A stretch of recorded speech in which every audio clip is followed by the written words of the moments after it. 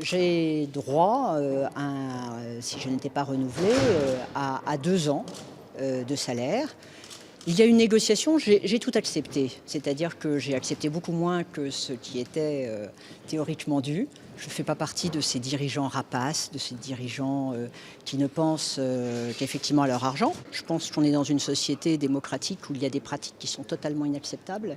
Moi, je me suis battue pendant 12 ans, puisque j'étais à la tête de Cogema 2 ans auparavant, pour la transparence dans le nucléaire, pour le fait qu'il y ait un certain nombre de valeurs. Et je pense que j'aurais été complice si je m'étais tue et si j'avais effectivement accepté d'être complice en me taisant d'une affaire de barbouze. Il y a une volonté d'humilier Madame Vergeon. Ça relève de ça. On n'est plus dans le droit, là. On ne veut pas lui donner son contrat, point. Comme un enfant qui ne peut pas donner son jouet. Voilà. C'est pas rationnel.